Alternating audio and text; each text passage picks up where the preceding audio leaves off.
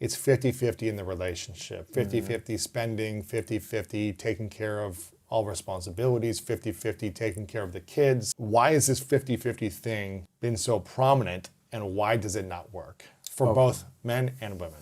All right, so as far as why it has risen to prominence is, again, I think it's just fight for equality. We're fighting so hard and we're losing sight of the bigger picture of balance. Balance is what we need for success, not equality in the relationship. And I would argue that equality in the relationship does not actually exist. Because if you were to examine 50-50 relationships, what you will find is over time, it's going to shift to one person doing more than the other. And I would argue 90% of the time, it's the woman doing more than the guy. Because think about this, the mindset of the man who wants to do 50-50 is very different than the man who's so in love with this woman that he wants to provide for her. His willingness to even accept 50-50, he's gonna be reluctant to do that. It's kind of like going on a date with a guy and one guy's down to pay Dutch and the other guy's like, don't take your card out, I got this. They already have a very different mindset. So that guy who's open to 50-50 from the jump, the chances that he's gonna change later on and wanna take on more is not likely.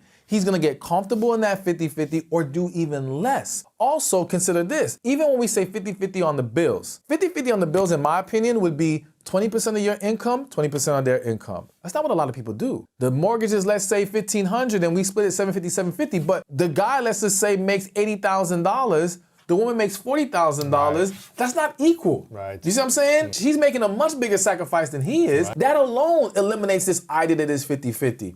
What about the whole raising the kids thing of like, you gotta, you know. Exactly, raising the kids.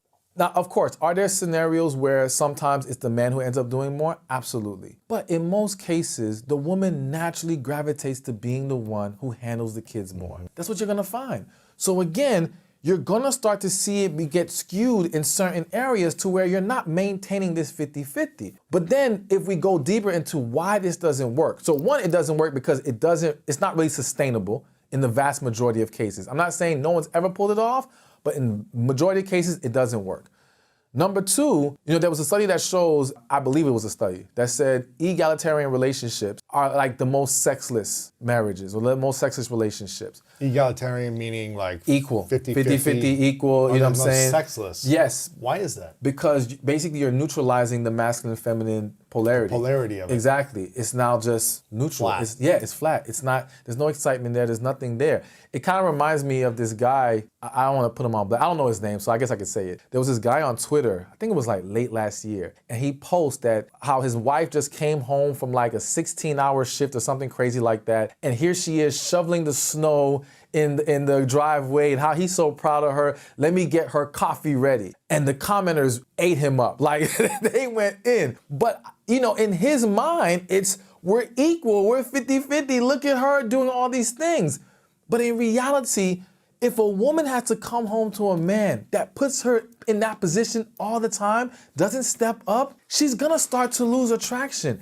And you're, again, overburdening the woman. What a man has to understand, and it's actually mentioned in the book, The Way of the Superior Man, yes, where he says, don't make your woman your everything. I think what men underestimate is that women are in their head a lot. They're constantly thinking, constantly processing. So if too much is on her plate, she becomes mentally exhausted, mentally worn down. Yes. So when the woman says, I'm too tired for sex, the man thinks, well, you weren't doing nothing all day. Her mind was a million different places all day.